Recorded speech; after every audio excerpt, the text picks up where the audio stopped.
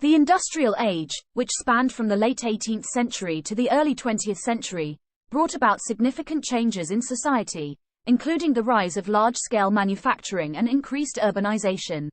As a result, there was a growing need for a more educated workforce, particularly in the areas of literacy and numeracy, which were necessary for factory work.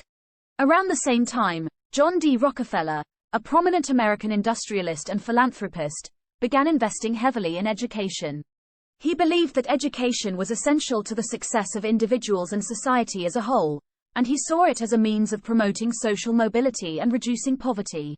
Rockefeller's focus on education led to the establishment of the General Education Board in 1902, which was a major philanthropic organization dedicated to improving education in the United States. One of the key initiatives of the General Education Board was the development of a standardized, nationwide system of education that would ensure that all students received a similar level of education, regardless of where they lived.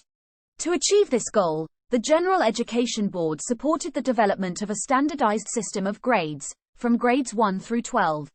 This system was designed to provide a clear and consistent framework for measuring student progress and ensuring that students received a well-rounded education that included basic skills such as reading, writing, and arithmetic, as well as more advanced subjects such as science, history, and literature. In conclusion, the industrial age created a demand for a more educated workforce, while John D. Rockefeller's philanthropic efforts in education led to the development of a standardized system of education that included grades 1 through 12. This system was designed to ensure that all students received a similar level of education and that they were prepared for the demands of the modern industrial economy. While it is true that John D. Rockefeller believed that education was essential to the success of individuals and society, his views on education were also heavily influenced by his beliefs about the role of education in the industrial economy. In particular, Rockefeller saw education as a means of producing a more skilled and efficient workforce, rather than as a way of promoting critical thinking and independent inquiry. One of the key initiatives of the General Education Board, which was established by Rockefeller in 1902, was to promote industrial education. This involved developing curriculum and training programs that would provide students with the skills and knowledge they needed to be successful in the growing industrial economy, such as mechanical drawing, machine shop practice, and other vocational skills.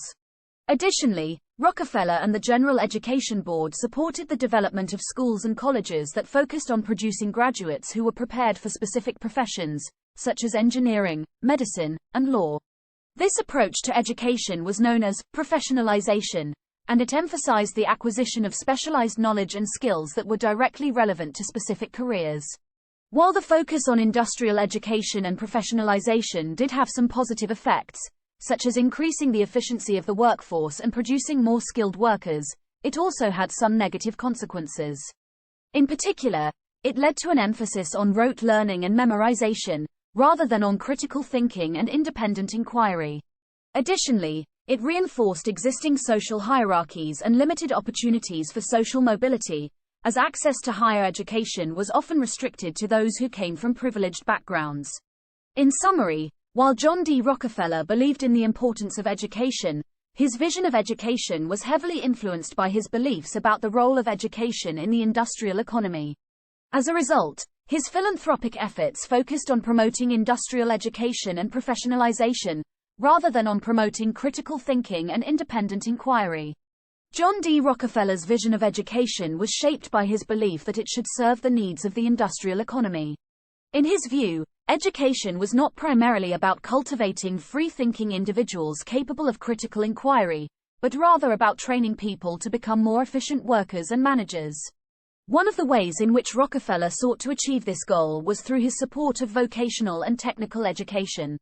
He believed that such programs would equip students with the specific skills and knowledge they needed to succeed in particular industries or professions, such as engineering, manufacturing, or agriculture.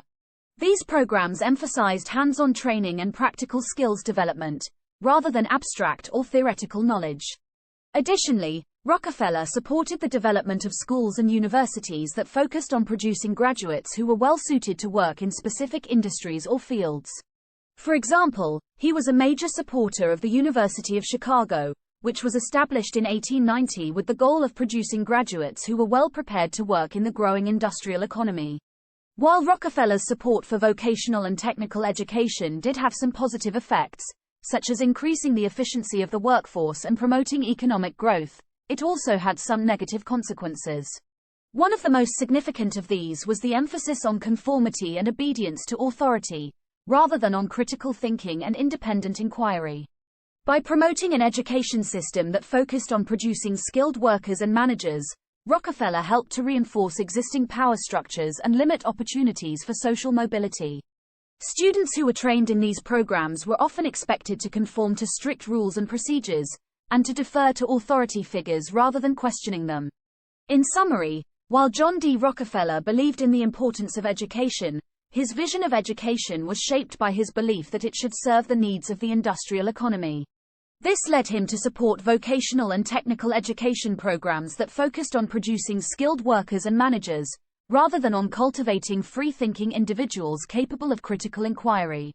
While these programs had some positive effects, they also reinforced existing power structures and limited opportunities for social mobility.